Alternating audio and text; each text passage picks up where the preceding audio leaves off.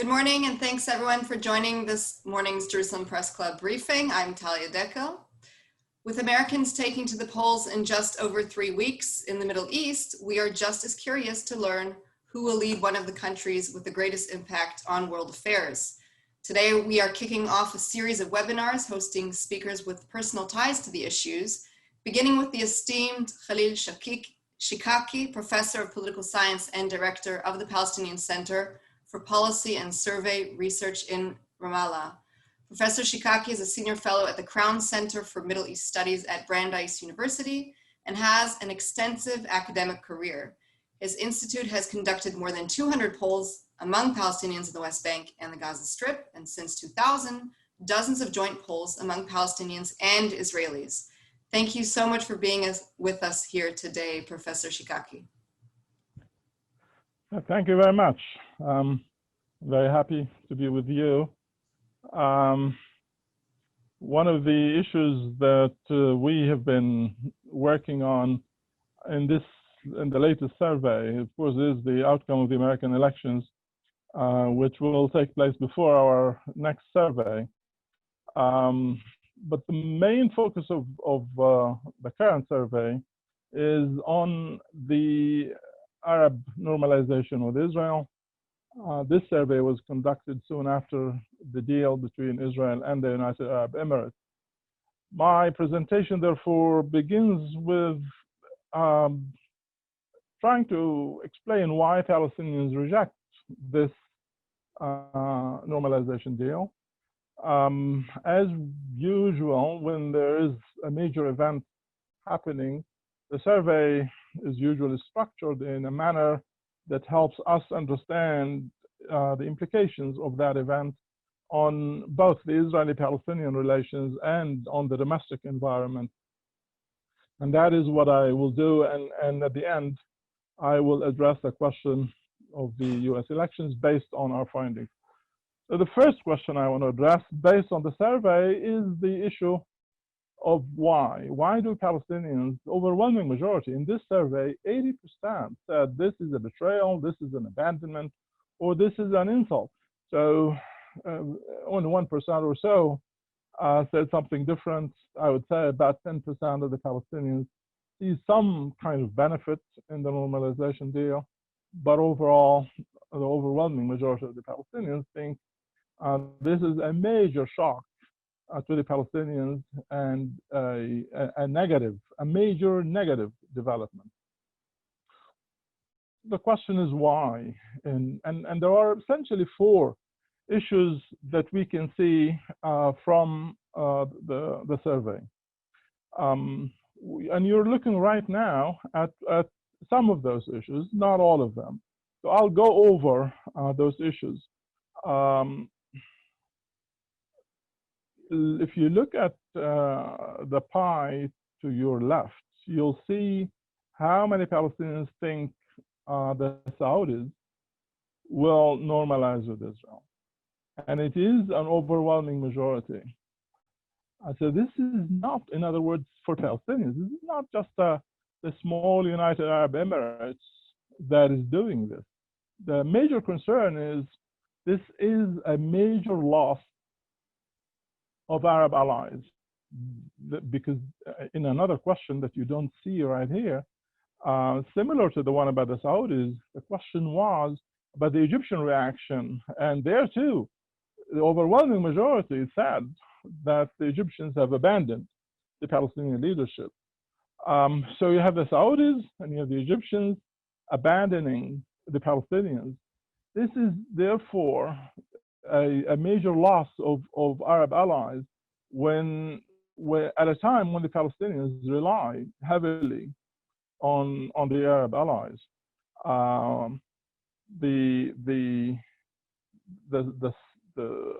The pie to the right shows how Palestinians view this impacting the balance between Palestinians and Israelis.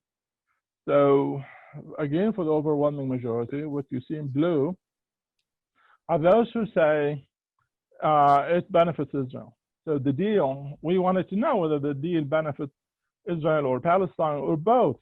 And as you can see, there is about 9% who do think that there is some benefit for Palestinians.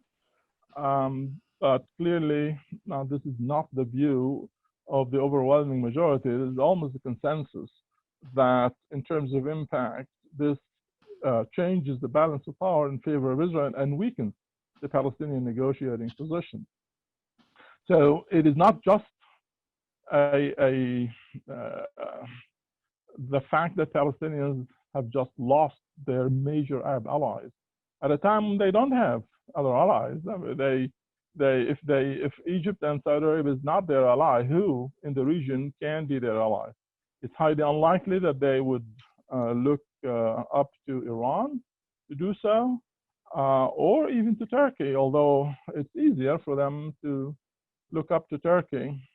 They will not do that. In my view, they are not going to turn to Turkey as an ally unless the Saudis normalize relations with Israel. Before that, I doubt very much that there would be any realignment for the Palestinian Authority. But there is no doubt a third factor here, which is this domino effect that Palestinians fear. In a question that we asked in this survey, we mentioned several Arab countries, including the Omanis and the Moroccans and Bahrain. This was before Bahrain signed a deal with Israel as well. And we asked them what are the chances that they would do this? And it was very clear, again, for more than 3/4 that they too will do the same. So the fear of this domino effect is another reason why this is seen as a treason or as abandonment and so on.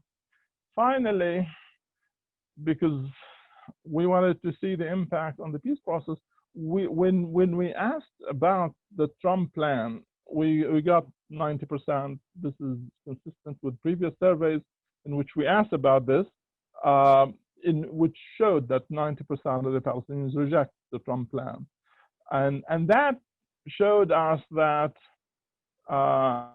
with this tremendous rejection, a cross-tabulation between the two showed clearly that the concern is that this normalization process that is happening between the Arab countries, some of the Arab countries and Israel, is part and parcel of the efforts of the Trump administration to promote the Trump peace deal, which is rejected by the overwhelming majority.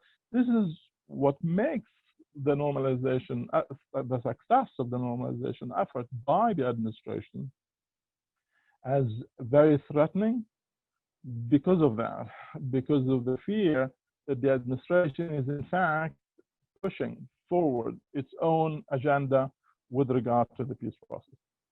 Our survey does not show that the public has lost all confidence in the entire Arab world. This is not the case. A majority of Palestinians, I think 57% in this survey, said it doesn't believe that the Arab public favors normalization. In fact, in surveys that we conduct in the Arab world through the Arab Barometer, indeed, this is not the case. Most Arabs are opposed to this kind of normalization with Israel before the end of Israeli occupation and the establishment of the Palestinian state.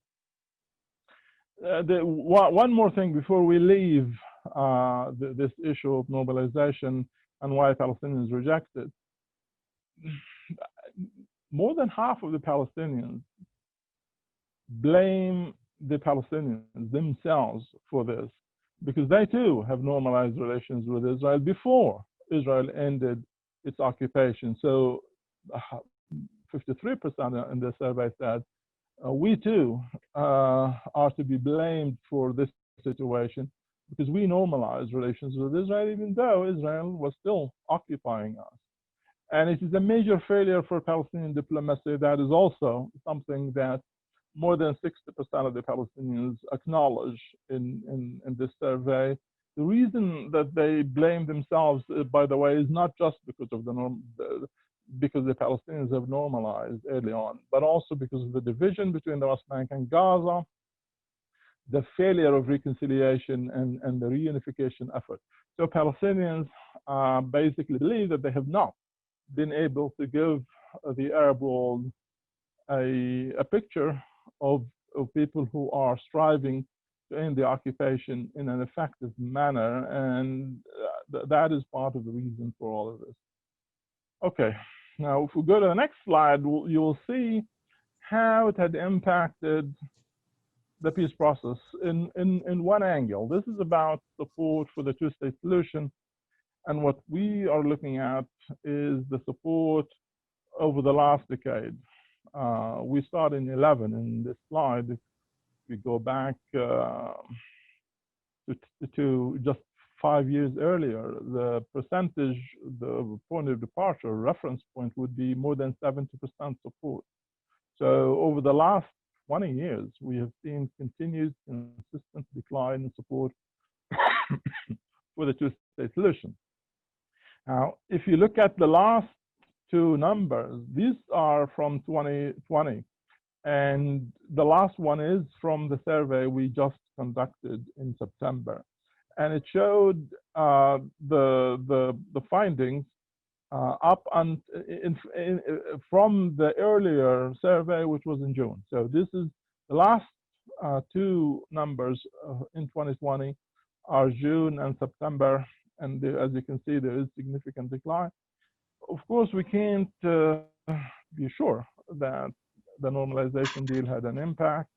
We had all the discussion about annexation before, and there could be some other reasons why we are seeing this decline. But there is no doubt that we see a correlation between the two, and we speculate. I speculate that it has to do with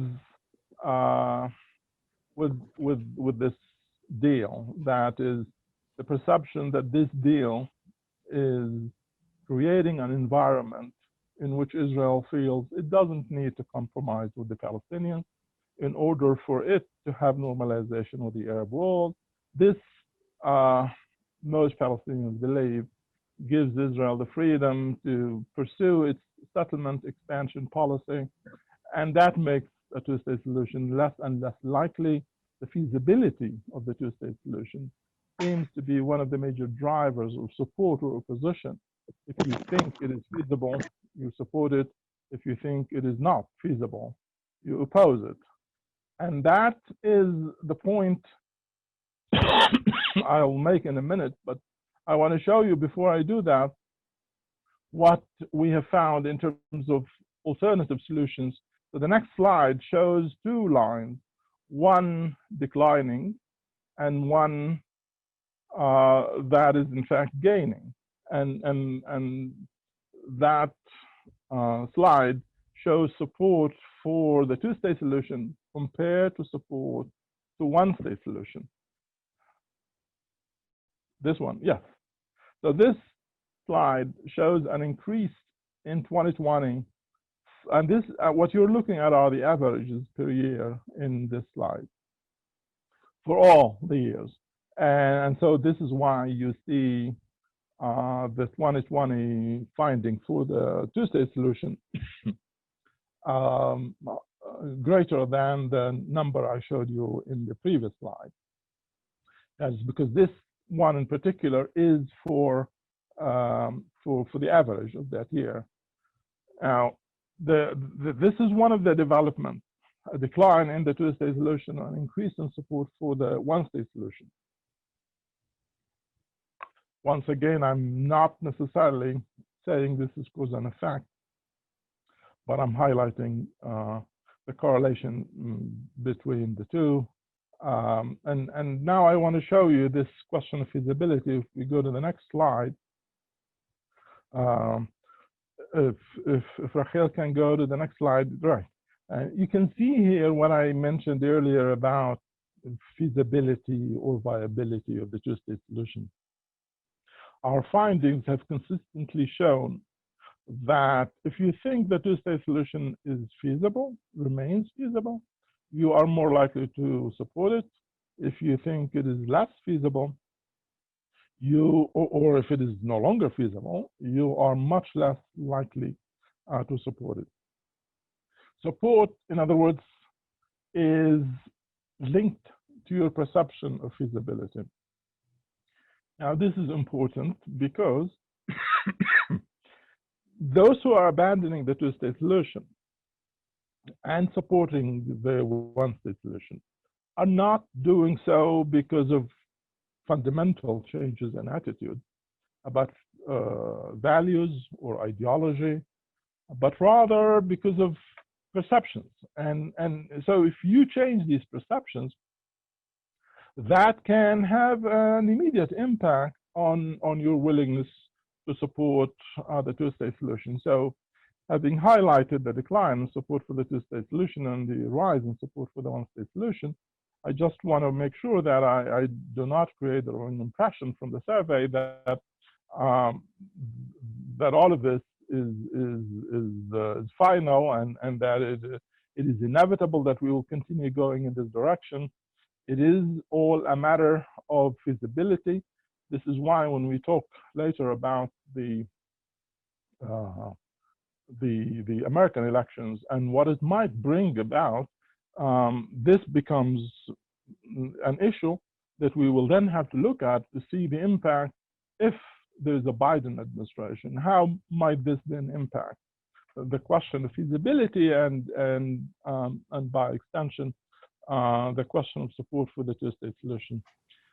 Now, we did look at other elements of the peace process, but I do want to move on so you can ask your questions. Before I finish, however, two more slides I want to show you. The next one is about support for the Palestinian leadership. In this survey,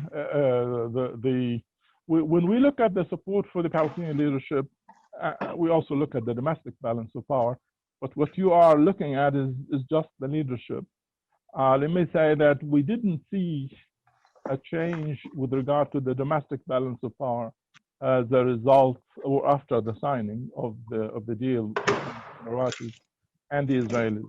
What we did find, however, is a significant decline in support for Abbas. And I think it is more about the larger picture. Why are people punishing Abbas for this, but not punishing Fatah? I think they are punishing Abbas because they think Abbas has gone out of his way to cultivate friendship with the major Arab players who are now betraying him. That is the perception of the Palestinians. The Saudis and the Egyptians, who have been the most fundamental allies of Abbas, are the ones who are now abandoning him. So that is why they think Abbas has put too much trust in these allies, and that he is now alone without any allies. So you can see in this survey, Haniyeh has never been in such a position to win 52% of the public. There's another reason why I say this. Why I say this is really not about Haniyeh. It is not about Fatah or Hamas. This is more about Abbas, because in the survey, the next question after this one was, what if the competition was between Haniyeh and Marwan Barghouti? Marwan Barghouti has been the most popular Palestinian leader in almost all our surveys during the last 15 years at least. And in this survey, he easily was able to win against Haniyeh. And Haniyeh's support went down from 52 in the competition with Abbas to 39 in competition with Barghouti. And Barghouti was able to win against Haniyeh, again, consistent with previous surveys. So that leads me to conclude that this is mostly about Abbas and not about Fatah or other Fatah leaders. And it is mostly about Abbas's judgment and his reliance on these major Arab allies that the public now thinks have abandoned him. Okay, finally, the next slide is about the US elections. Now, we normally ask people about the likelihood that Trump would win or lose. And in this survey, we clearly see that the majority of the Palestinians believe that he will lose the elections, that Trump would lose the elections. So the second question is about what happens then if he loses the elections. Would Biden makes a difference? Would Biden mean a change, a positive change in Israeli American, in Palestinian Israeli and Palestinian American relations? Does it matter? And the findings actually show that it doesn't for most people. For 20% of the public, it does, or for 20% or so, but for the rest of the population, this is not about the person of the president.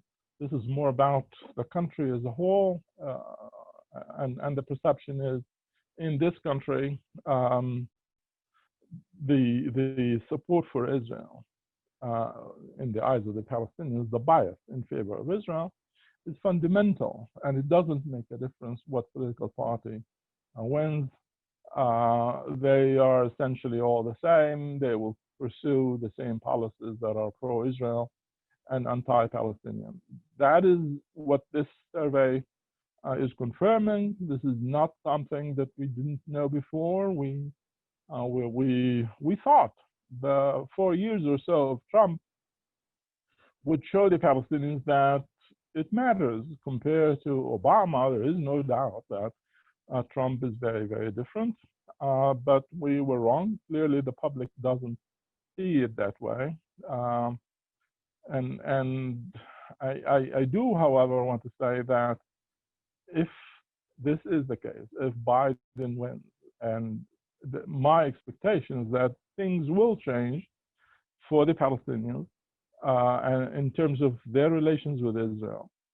I do expect the Biden administration, for example, to oppose annexation and to make it clear that annexation is off the table and not just postponed, and that no unilateral annexation can take place.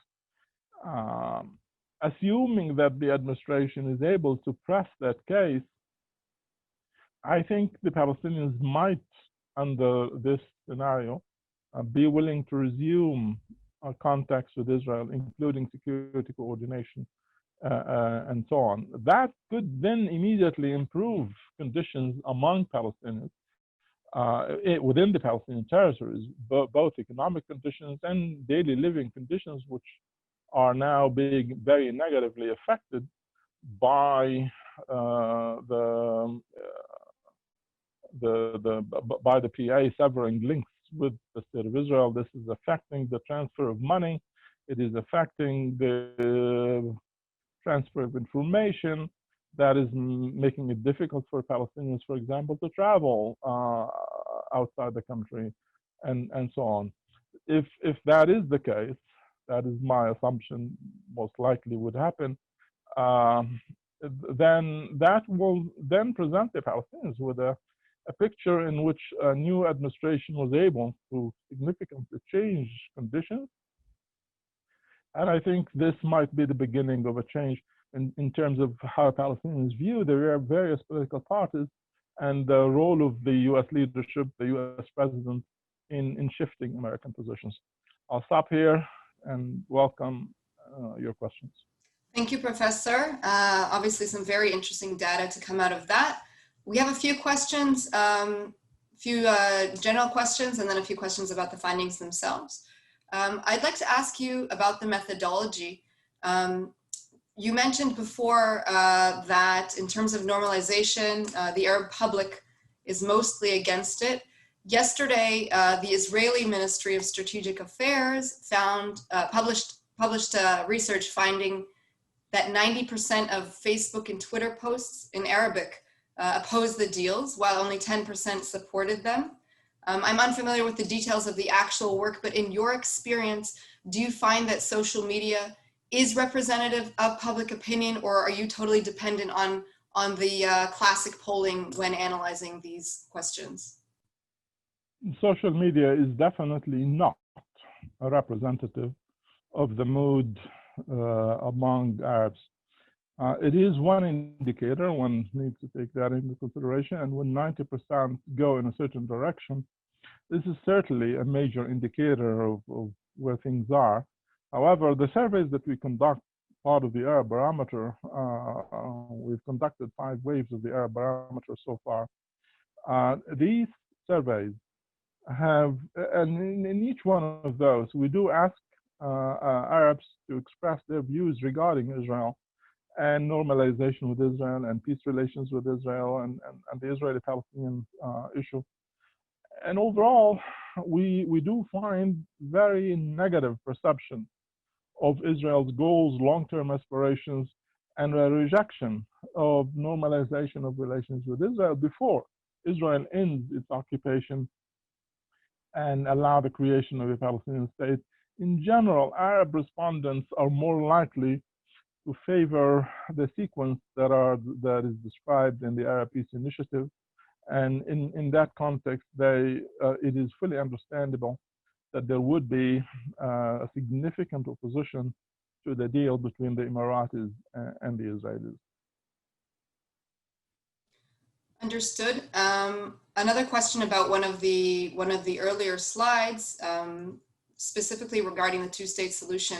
Your polls show a decline in support, obviously, as you elaborated on, over the last decade. If we put the normalization deals aside, because really that's only in the last year, it doesn't appear there is a steady drop. For instance, in 2017, 51% still wanted one, only 2% less than in 2011, 6 years back.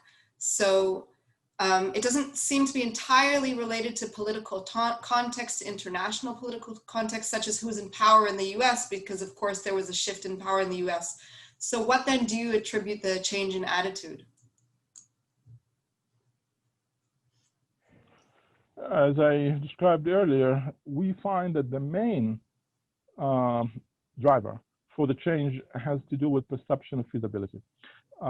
If you improve the chances for successful negotiations, then you significantly improve conditions. Now, in 2017, if you recall, it was the Trump administration, right? But the Trump administration in 2017 was engaged with the Palestinian up until December of that year. It was in December that the administration announced the decision to recognize Jerusalem as the capital, and later on, 6 months later, to move it from Tel Aviv to Jerusalem.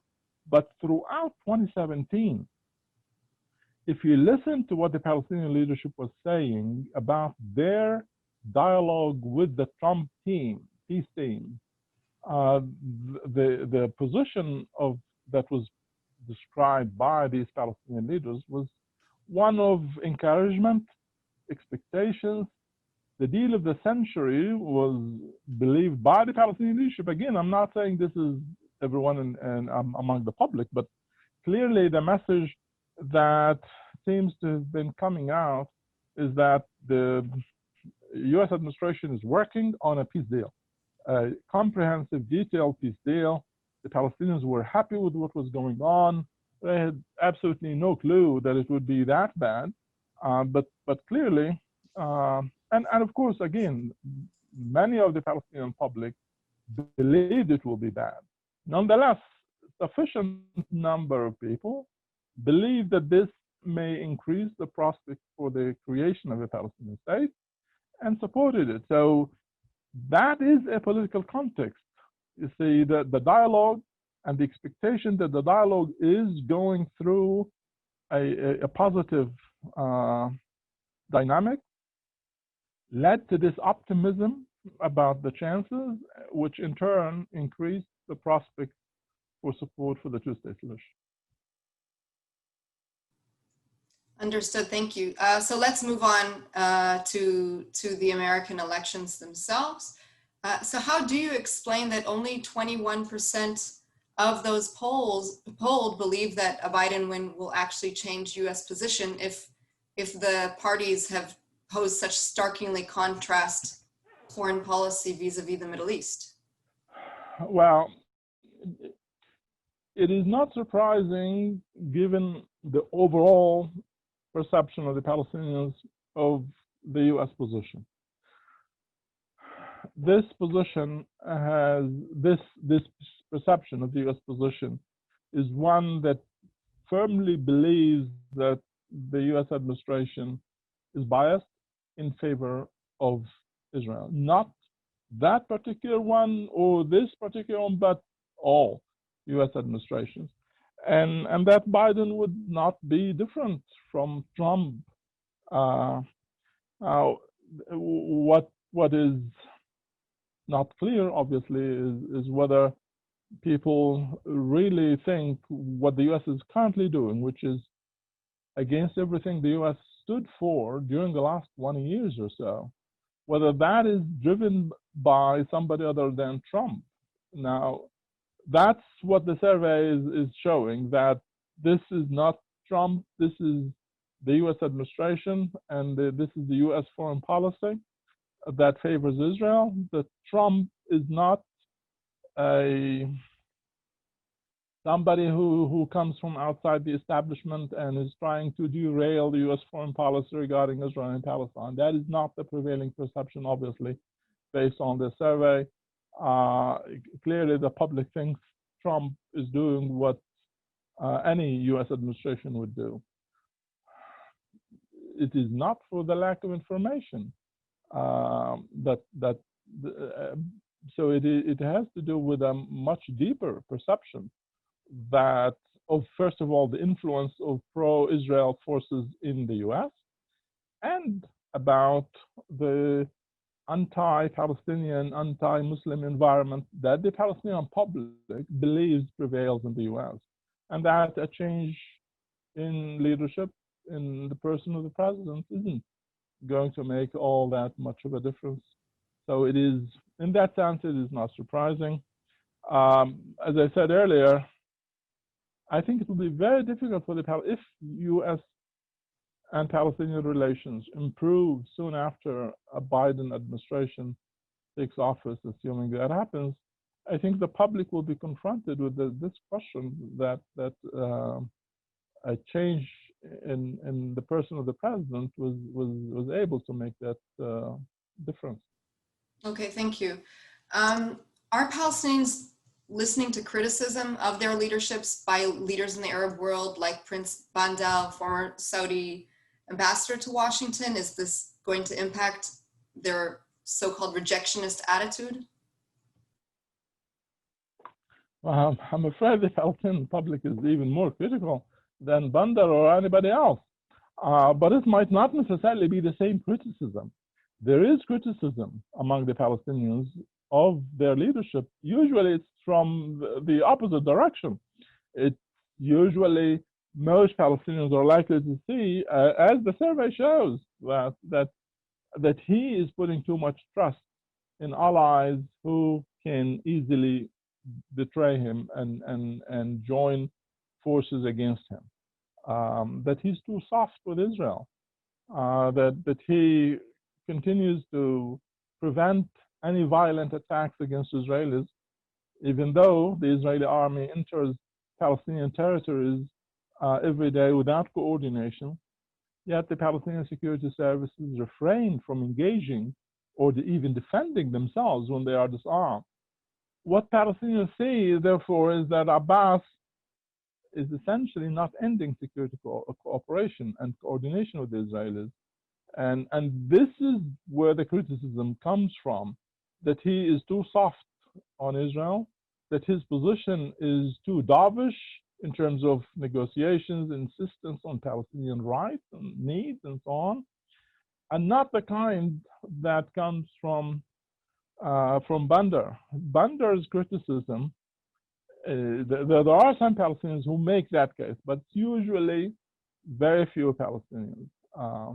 So our surveys do indicate that there is significant criticism of Abbas for issues related to Israel, related to the region and the allies, and most importantly, related to the domestic environment, to the lack of reconciliation, to the lack of democracy and the continued slide to authoritarianism in the Palestinian political system.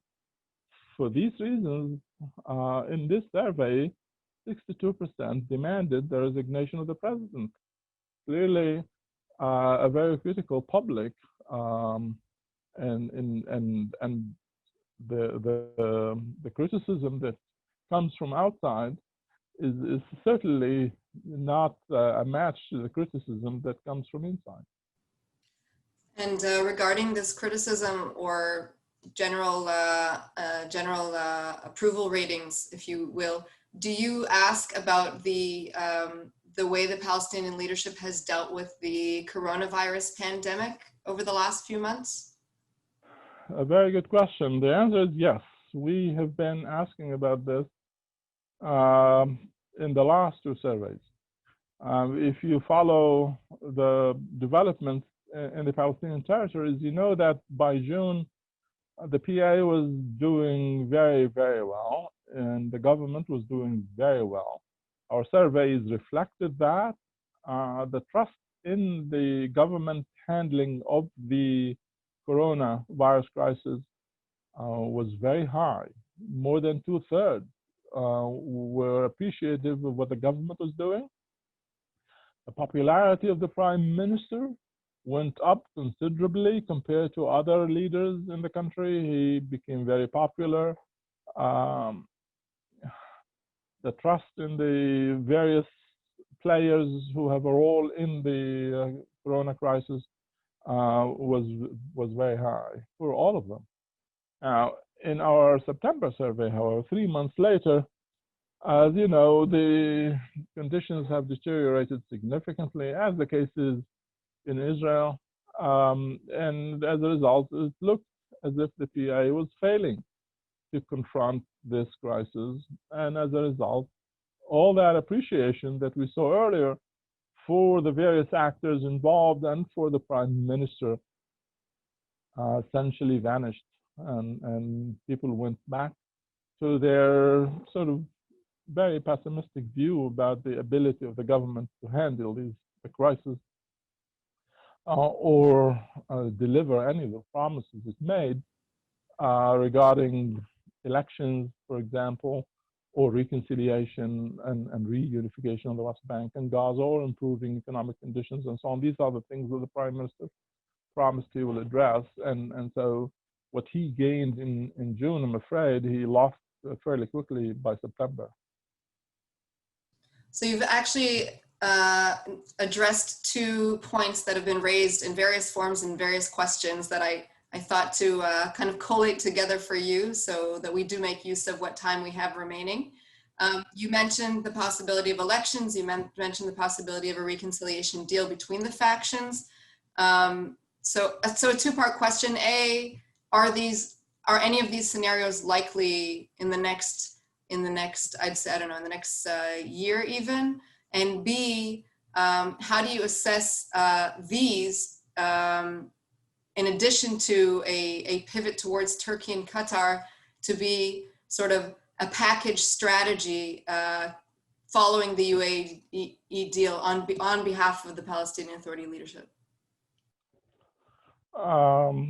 One of the strategies that Abbas has pursued in addressing his domestic needs is to reach out to Hamas and to promise elections and reunification and reconciliation and so on. And with that, of course, he created a perception among the public that there would be change, and in the hope that this would improve his standing. And along with that, I think he also sent a message. You're right about this, what you call the pivot to Qatar and Turkey. That I think is a message as well. It is consistent with what I just said, with the domestic response, but it's, I think, more directed at the region rather than the domestic audience. With regard to Turkey and Qatar, I doubt very much that either responses, the domestic and the regional, are serious. I don't have evidence that they are not serious. What the announcements have been, if one are to take them for what they are very meaningful, and they could mean significant domestic change, and as well as the potential, at least, for a regional realignment. However, I think Abbas hasn't yet made up his mind, and that I think what he is doing is signaling rather than shifting his policy, and that one of the things he is waiting for is obviously what happens with the U.S. elections, and maybe also what happens with Israel, with the rotation with the prime minister, and whether that would have any meaningful impact on Israeli-Palestinian relations. But would he himself take the initiative and do as he is hinting, that is to reconcile with Hamas, go to elections? I find that difficult for him to do, because it would mean a great deal of risk he would be taking, including the risk of losing these elections, although he would start with parliamentary elections. Nonetheless, the political system today is totally lacking in accountability, and having elections means a return to accountability, and that I think is something that Abbas will resist as much as he could. So if the U.S. elections produce an improvement in Israeli-Palestinian and Israeli-Palestinian and Palestinian-American relations, I think Abbas might not feel the need or the urge to try and compensate domestically or regionally by doing the things that he is currently hinting that he would do. What if the outcome of the elections is to basically continuation of the Trump administration? Well, in that case, although the prospect that he would do both steps would increase, I would still think that it would be very difficult for Abbas to go all the way with Hamas to the extent that he would hold the elections and take that kind of risk, or completely abandon the Saudis and the Egyptians by joining forces with the Qataris and Turks. With one exception, as I said earlier, if the Saudis do normalize relations with Israel, I think this might leave Abbas little choice but to do that. Understood. And just a final question, Professor Shikaki, we are 20 years after the beginning of the Second Intifada. What questions do you hope you'll be able to pose in your surveys 20 years from now, given perhaps changes in the situation? Wow. Well, I'm hoping that I will be able to conduct surveys 20 years from now. To be honest with you, I'm going to tell you something that you might find incredible, but I don't know that I'll be able to conduct a survey 3 months from now. So we are in a situation in which things are very difficult in a political system that is highly authoritarian. I'll answer your question, however, by going back 20 years ago.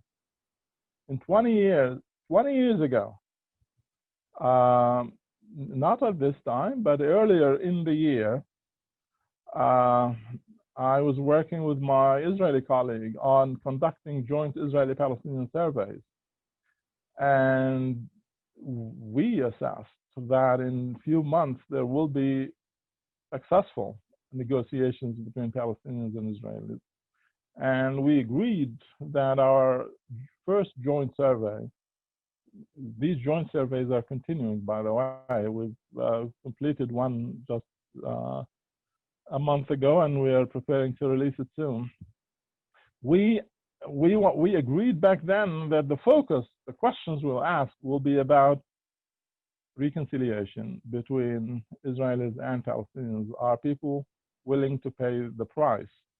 And instead, we did something else, because the survey was not conducted until after the failure at Camp David. And so what we ended up doing was an attempt to understand the implications for the two communities and the implications were for failure, not success. So I hope that there would be a different outcome in 20 years, and I hope you and I will be there to ask questions about it. But I would be grateful if I'm able to continue to conduct surveys next year. As would we all be. Professor Khalil Shikaki, Director of the Palestinian Center for Policy and Survey Research, thank you again for your time today. You're welcome. And to those of you who sent in questions that we haven't been able to ask because of the time, we'll be happy to connect you through email to the professor. Have a good day, everyone.